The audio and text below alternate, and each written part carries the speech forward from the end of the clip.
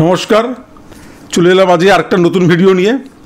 আজকে ভিডিওটা খুবই ইম্পর্টেন্ট এবং এই ভিডিওটা করার খুবই দরকার ছিল, কারণ আমরা দেখছি মার্কেটে ভালো ফল হচ্ছে।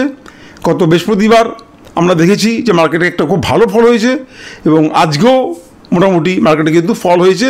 প্রথমে কিছুটা উঠেছিল, হয়তো অনেকে স্বস্তির নিঃশ্বাস ফেলেছিল, কিন্তু তারপর কিন্তু মার্কেটটা আবার ফল হয়েছে। এইবারে যারা মার্কেটে নতুন ইনভেস্টার, বিশেষ করে যারা নতুন মার্কেটে এসছে কয়েক মাস হলো, বা যারা মিউচুয়াল ফান্ডে ইনভেস্ট করছেন বেশ কয়েক মাস হলো, তারা স্বভাবতই কিন্তু এই ধরনের ফলে কিছুটা ঘাবড়ে যাবেন বা কিছুটা ভয় পেয়ে যাবেন। সেই জন্যই আমি আজকে ভিডিওটা নিয়ে এসেছি। আজকে ভিডিওটা আমি তিনটে বিষয় নিয়ে আলোচনা করব। প্রথম কথা আলোচনা করব কি না, মার্কেটে ফলটা হলো কেন, কারণটা কি।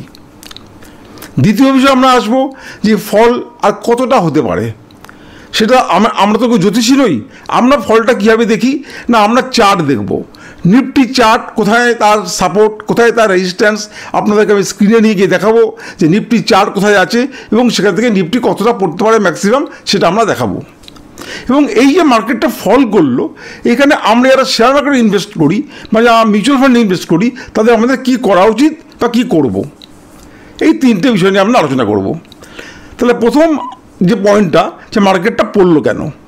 আচ্ছা, মার্কেটটা ফল হলো কেন? মার্কেটটা ফল হওয়ার কিন্তু অনেকগুলো কারণ আছে।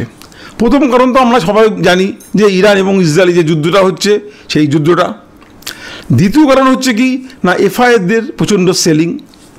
তৃতীয় কারণ হচ্ছে মার্কেটটা যথেষ্ট উঠে গেছিলো, একটা প্রফিট বুকিং হওয়া খুব স্বাভাবিক। সমস্ত মিলিয়েই কিন্তু মার্কেটটা পড়ছে।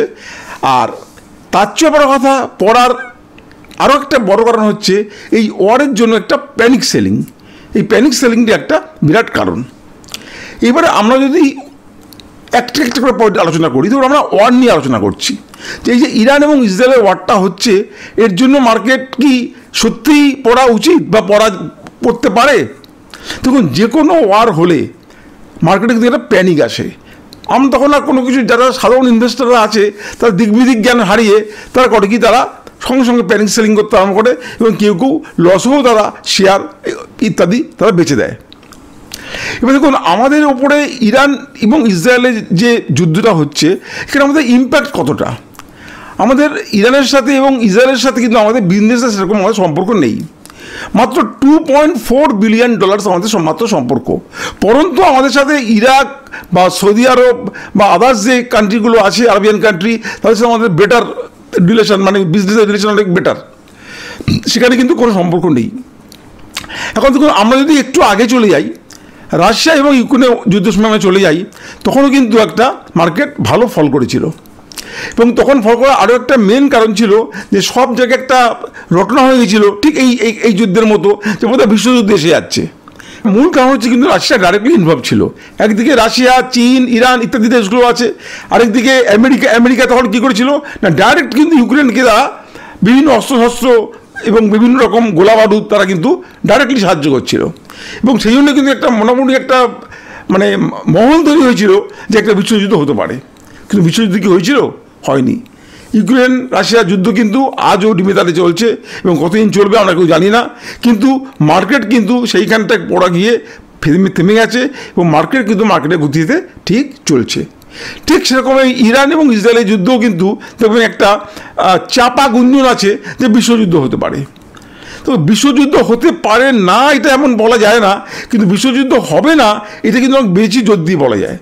তার কারণ দেখুন, আজকের আমাদের দেশের যে অগ্রগতি, আজকে সারা বিশ্বে যে প্রত্যেক ক্ষেত্রে সম্প্রীতিমূলক যে ভাব আছে, বা আজকে যেখানে আমাদের সমস্ত বিশ্বে যেখানে আমাদের সমস্ত ব্যবসা বাণিজ্য ইত্যাদি চলছে, সেখানে কেউই কিন্তু চাইবে না যে আজকে একটা বিশ্বযুদ্ধ করতে। কারণ যুদ্ধ মানেই হচ্ছে ধ্বংস, আর ধ্বংস মানেই হচ্ছে সব কিছু আমাদের শেষ হয়ে যাওয়া। তো এবার যদি ধরুন বিশ্বযুদ্ধ বাদে তার জন্য যদি আমরা প্যানিক সেল করি, সেটা আমাদের নিতান্ত বোকামো হবে। কারণ বিশ্বযুদ্ধ বাদলে তো আমরাই থাকবো, আমরা মরে যাবো, তো আমার পোর্টফোলিওতে কী হবে? সেটা বিশ্বযুদ্ধ ব্যাপারটা মাথা থেকে আপনারা ইরেজ করে দিন। তাহলে আমাদের কী আসছে? অর্ডিনারি যুদ্ধ। এই যুদ্ধের রেস কিন্তু প্রথম 2 দিন 3 দিন 4 দিন থাকবে, তারপরে কিন্তু এই যুদ্ধের রেসটা আস্তে আস্তে কমে যাবে এবং মার্কেট কিন্তু মার্কেটের গতিতে চলবে। এবং এফআই যে সেল করছে সেই সেলও কমে যাবে, যে প্রফিট বুকিংটা হচ্ছে সেটা একটা লেভেলে গিয়ে প্রফিট বুকিংটা কমে যাবে এবং মার্কেট কিন্তু আবার সেখান থেকে একটা ভালো মতো বাউন্স করবে। এবং কীভাবে বাউন্স করবে, কোথা থেকে বাউন্স করবে, নিফটির রেজিস্ট্যান্স কোথায়, নিফটির সাপোর্ট কোথায়, সেটা আমরা আপনাদেরকে স্ক্রিনে নিয়ে গিয়ে দেখাবো। এবং এরপরে যে কোন সেক্টরটা রান করতে পারে সেটাও আমি এই ভিডিওতে আমি বিশদভাবে আলোচনা করব। ফলে আপনারা ভিডিওটা কখনো আপনারা কেটে কেটে দেখবেন না, আপনারা পুরো ভিডিওটা মন দিয়ে দেখুন। এই ভিডিওটা কিন্তু খুব একটা গুরুত্বপূর্ণ ভিডিও হতে চলেছে। এবার একটা ব্যাপার নিয়ে আমরা আলোচনা করছি। তো স্টক মার্কেট থেকে আমাদের যে ইনকামটা হয়, যে প্যাসিভ ইনকামটা হয়, ধরুন যারা চাকরি করছেন বা ব্যবসা করছেন, যারা করছেন করুন, কিন্তু আপনারা যদি সাইড বাই সাইড স্টক মার্কেটও আপনারা ইনভেস্ট করেন বা ট্রেডিং করেন, এখান থেকে কিন্তু একটা ভালো আপনাদের ইনকাম হয়। যদি ইনকাম না হবে দেখুন, তাহলে মিউচুয়াল ফান্ডগুলো এখানে টাকা ইনভেস্ট করে তারা তাদের এত মাইনে পত্র খরচা এস্টাবলিশমেন্ট কস্ট দিয়ে আবার এই ইনভেস্টারদের তারা 18%, 20%, 22% তারা কি 16% তারা প্রফিট কী করে দিচ্ছে। তবে এখান থেকে একটা লাগাতার কিন্তু একটা প্রফিট এখান থেকে আর হয়। তাহলে সেই প্রফিটটা আমরা যদি আর্ন করতে পারি, বা আমরা যারা নতুন মার্কেটে এসে আমরা সেটা সেই জিনিসটা আমরা শিখতে পারি, হ্যাঁ, তার জন্য কিন্তু আমাদের অনেক কিছু জানতে হবে। যেমন কি দেখুন, একটা ভালো স্টুডেন্ট যে হবে, ক্লাসের যে ভালো স্টুডেন্ট, তার কাছে কিন্তু খারাপ প্রশ্নপত্র খুব একটা ফ্যাক্টর করে না। হ্যাঁ, হয়তো সে 95 জায়গায় হয়তো সে 90 পেতে পারে, কিন্তু সে কিন্তু ফেল করবে না বা খারাপ রেজাল্ট করবে না। অর্থাৎ ভালো করে পড়াশুনো করলে আপনি কিন্তু পরীক্ষা মোটামুটি ভালো ফল করবেন, সে প্রশ্ন যতই আপনার কঠিন আসুন না কেন। সিমিলারলি আমরা যদি খেলাধুলার জগতে চলে যাই, দেখুন একটা ব্যাটসম্যান যে স্পিন বল, ফাস্ট বল, পেস বল সব কিছু খেলতে পারে, তার কাছে বোলার যতই স্ট্রং হোক না কেন, অপোনেন্ট পার্টির বোলার যে ধরনের বল করুক না, কিন্তু সে কিন্তু তার ব্যাট ঠিক চালিয়ে যাবে এবং সে থেকে রান ঠিক পেয়ে যাবে। অর্থাৎ আমি এইগুলো দিয়ে এইটাই বোঝাতে চাইছি যে আপনি যদি মার্কেটের আপস অ্যান্ড ডাউনস, মার্কেটের ভোলাটিলিটি, মার্কেট কখন পড়ছে তখন আপনাকে কী করতে হবে, মার্কেট কখন উঠছে তখন আপনাকে কী করতে হবে, কখন আপনাকে প্রফিট বুকিং করতে হবে, কোথায় আপনাকে চার্ট দেখে, আপনাকে সাপোর্ট দেখে আপনাকে সেখানে এন্ট্রি দিতে হবে এবং কোথায় আপনাকে এক্সিট করতে হবে, এগুলো যদি আমরা প্রত্যেকটা জানি বা শিখি, তাহলে কিন্তু আমাদের শেয়ার মার্কেট থেকে আমরা একটা ভালো পয়সা আয় করতে পারবো এবং শেয়ার মার্কেট কিন্তু আমাদের একটা ভালো একটা সোর্স অফ ইনকাম ভবিষ্যতে কিন্তু হয়ে দাঁড়াবে। এবার আসছি যে দেখুন, আমি এর আগে অনেক স্টক নিয়ে আলোচনা করেছি এবং অনেকেই সেসব স্টক নিয়ে হয়তো একটু চিন্তিত আছেন, কারণ স্টকগুলো যেমন বেশ কিছু স্টক উঠেছে আবার বেশ কিছু স্টক পড়েও গেছে। সেজন্য আপনাদের মাথায় অনেকের মাথায় এই চিন্তাগুলো আসতে পারে। কিন্তু আমি আপনাদেরকে বলছি, আমি এতদিন ধরে মার্কেটে ট্রেড করছি, মার্কেটে কোনো কিছু গ্যারান্টি দিয়ে বলা যায় না বা গ্যারান্টি দিয়ে বলা উচিত না, কিন্তু আমি এতদিন ট্রেড করছি, আমার যে অভিজ্ঞতা, আমি দীর্ঘ 16-17 বছর হয়ে গেছে আমি মার্কেটে ট্রেড করছি এবং আমার যে অভিজ্ঞতা থেকে আমি বলছি যে যেখানে যেখানে যে টার্গেট আমি দিয়েছি, এই টার্গেট আমি দিইনি, এই টার্গেট আমাকে ফান্ডামেন্টাল এবং তার টেকনিক্যাল চার্ট বলছে। কোম্পানি ফান্ডামেন্টাল বলছে, কোম্পানি ফাইন্যান্সিয়াল রেজাল্ট বলছে, কোম্পানির টেকনিক্যাল চার্ট বলছে। এই তিনটে দেখেই কিন্তু আমি এই কোম্পানিগুলোকে আলোচনা করেছি এবং টার্গেট দিয়েছি। আমাদের কাজ হচ্ছে কি, ধৈর্য ধরে আমাদেরকে এগুলোকে হোল্ড করতে হবে। কোনো রকম আমাদের মধ্যে কোনো রকম তাড়াহুড়ো যেন না থাকে। স্টক মার্কেটে সবচেয়ে বড় জিনিস হচ্ছে আপনাকে ইমোশনটাকে কন্ট্রোল করতে হবে। আপনি যদি ইমোশন কন্ট্রোল করতে না পারেন, তাহলে কিন্তু আপনি স্টক মার্কেটে থাকতে পারবেন না। আপনি আজই একটা স্টক ধরলেন, কালকে যদি আপনি দেখেন স্টক 5% পড়ে গেছে, তখন যদি আপনার প্যানিক হয়ে যায়, তাহলে কিন্তু আপনি স্টক মার্কেটে থাকতে পারবেন না।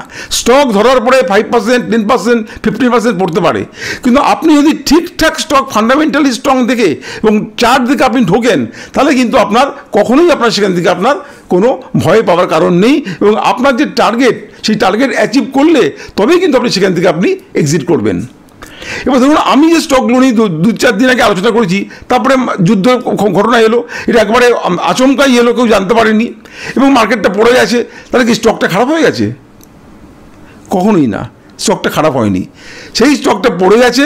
হ্যাঁ, আপনার যদি এক্সট্রা ক্যাশ থাকে, আমি বলবো সেখান থেকে আরও কিছুটা আপনাকে পারচেস করার জন্য। অর্থাৎ এইটা কিন্তু একটা আমাদের বাই অপরচুনিটি। এই যে মার্কেটটা পড়লো, এখান থেকে যদি আমরা ফার্দার স্টক আমরা কিনি, ঠিক মতো আমরা সাপোর্টে গিয়ে কিনি, তাহলে কিন্তু এখান থেকে আমরা একটা ভালো র্যালি আমরা দেখতে পারি এবং একটা ভালো আমরা রাইজ দেখব ইন ফিউচার।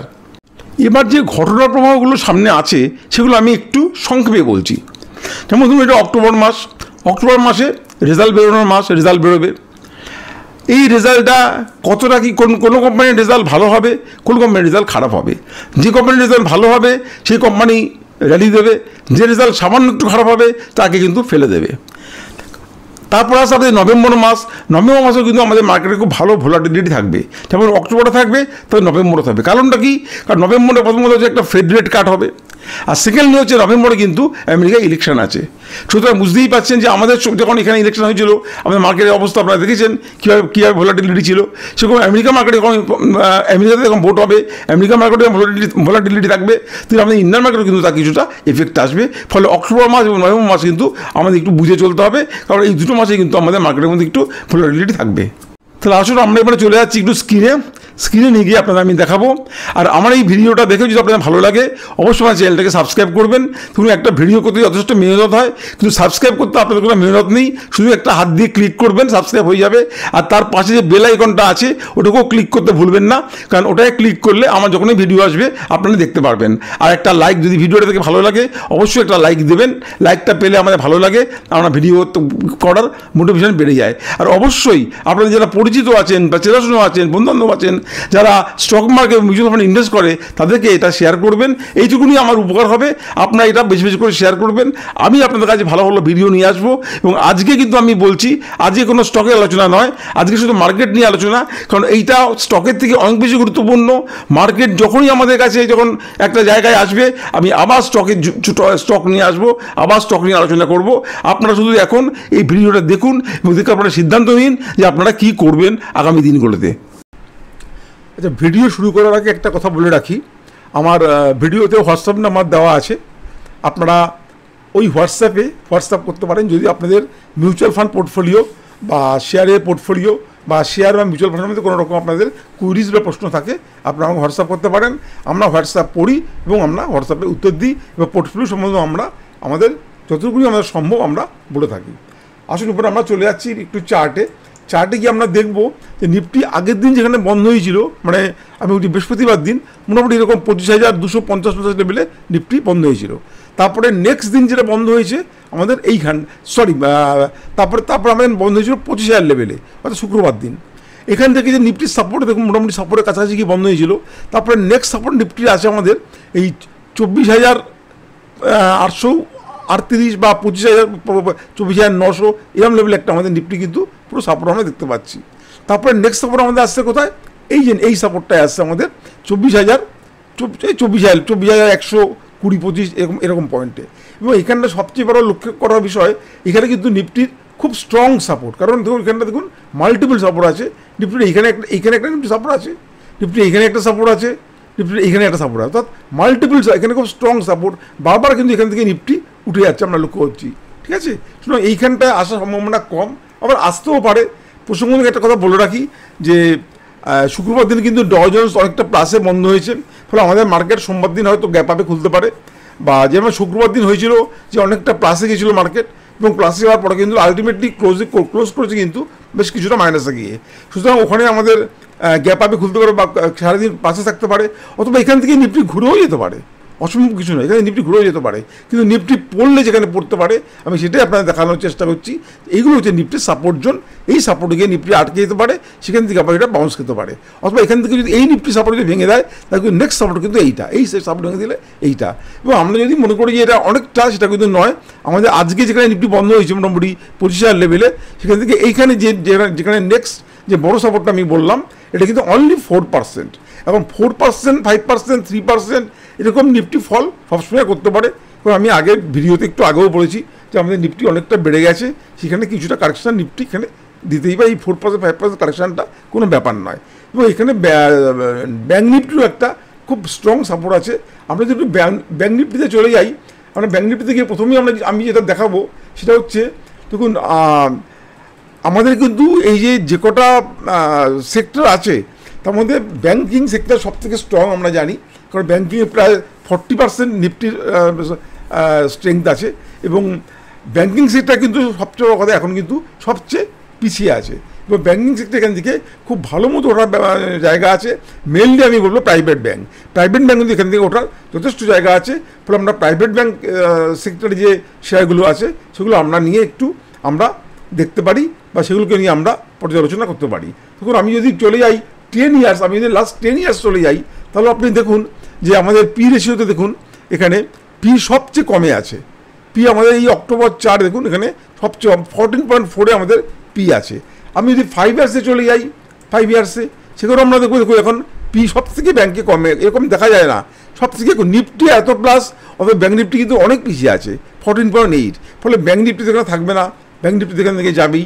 কারণ যেখানে মিডিয়ান পি আমি দেখছি যে 20 আছে, ফলে ব্যাঙ্ক নিফটি এখান থেকে অবশ্যই যাবে।